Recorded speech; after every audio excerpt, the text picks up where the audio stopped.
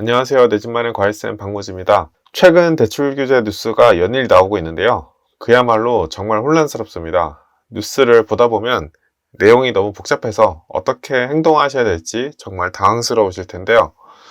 지금 내 집 마련 과외를 하고 있는 수강생분들도 지금 대출 규제가 나오는 것 같은데 지금 집을 사도 되냐? 집을 사면 떨어지면 어떡하냐? 라는 질문을 좀 많이 주시더라고요. 다른 유튜브 영상을 찾아보니까 규제 내용을 모두 다 담으려고 하다 보니 너무 길고 내용이 복잡해지더라고요. 그래서 오늘은 이번 대출 규제에서 주택을 구매하실 때 알아야 할 것만 좀 쉽게 아실 수 있도록 훑어보고요.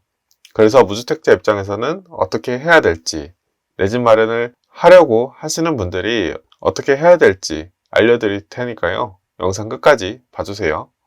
먼저 이번 대출 규제는 근 몇 년 동안 서울을 비롯한 수도권의 집값이 이제 급격하게 또 상승하다 보니까 이제 부동산 또 불장 오는 거 아니냐 하고 부동산 시장이 정말 화랑이었는데요. 이런 상황에서 가계대출이 많아지다 보니까 정부에서는 아무래도 부동산 시장을 통제하려고 하고 있습니다. 이번 규제는 어떤 문서로 나온 게 아니라 은행별로 자율 규제를 하고 있는 상황인데요. 그래서 이 영상의 원고를 쓰는 과정에서도 은행마다 내용이 하루하루 사이로 되게 달라지더라고요.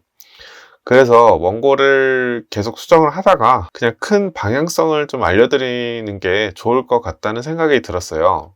그래서 내 집을 사려고 하시는 분들이 알아야 될 이번 규제의 방향성은 크게 세 가지 정도로 정리할 수 있어요.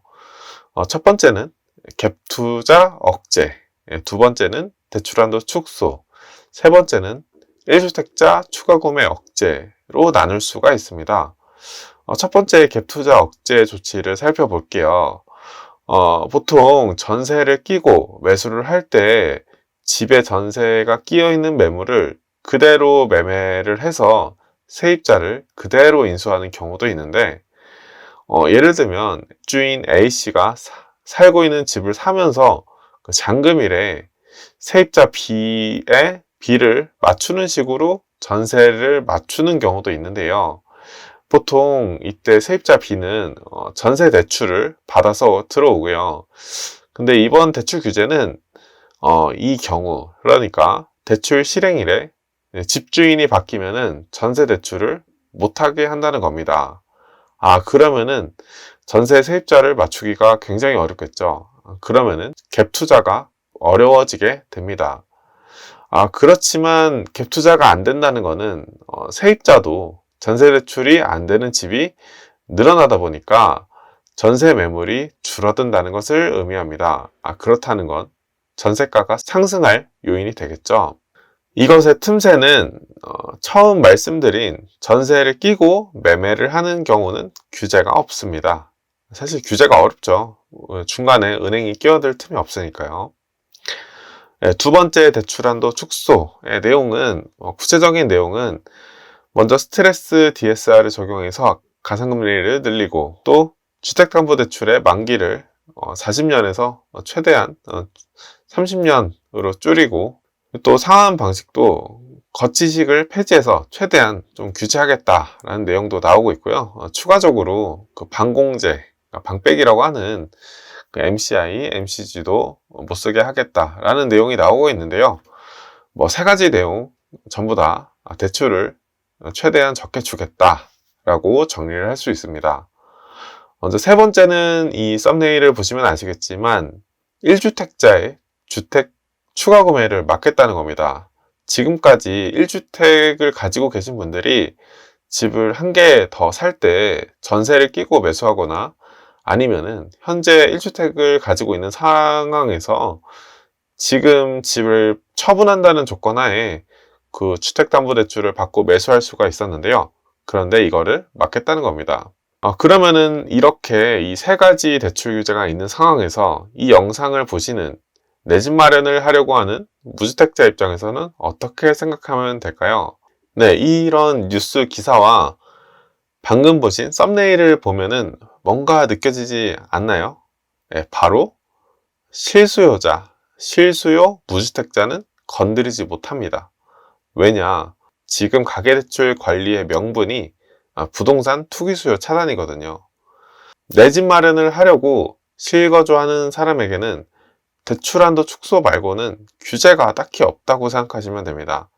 지금의 규제는 1주택자, 갭투자자, 다주택자의 수요를 누르고 있다고 생각하시면 됩니다.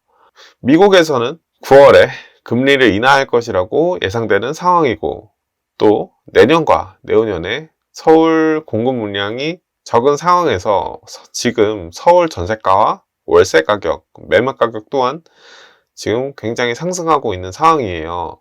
그러다 보니까 지금 무주택, 게다가 실거주를 하실 분들은 어떻게 보면은 제일 유리한 상황이에요. 이런 상승하고 있는 상황 속에서 다른 사람들은 손발이 지금 묶이고 있는 상황이거든요. 지금은 무주택자만 움직이고 있는 상황이 되어가고 있어요. 분위기가 이렇다 보니까 협상을 하기도 쉽고, 그러니까 실수요자분들은 너무 쫄지 마시고 지금 내가 살아야 될 집을 부지런히 찾아 돌아다녀 보세요. 오늘 이 영상 좋으셨다면 구독 눌러주시고요. 그래야 제가 만들 다음 영상 놓치지 않으실 거고요. 추석이 지나고 부동산을 돌아다니실 때는 어떻게 해야 되나 참 고민이 되실 텐데요. 저도 처음 부동산 임장을 다닐 때 정말 힘들었어요. 제가 그때 당시에는 20대였어서 자취방 월세만 알아보러 다녔지 부동산을 매수하려고 다녔던 적은 없었거든요.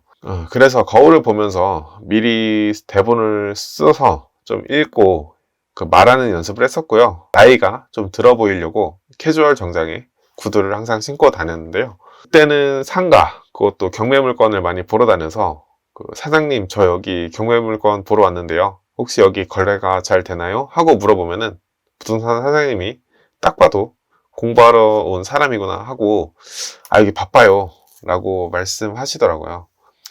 그렇게 당황하지 마시고 여러분은 지금 내가 살 수 있는 집, 사고 싶은 집에 가셔서 부동산에 가셔서 약속을 잡으시고 진짜 이 아파트를 살 거다 라고 생각하고 임장을 가셨으면 좋겠고요.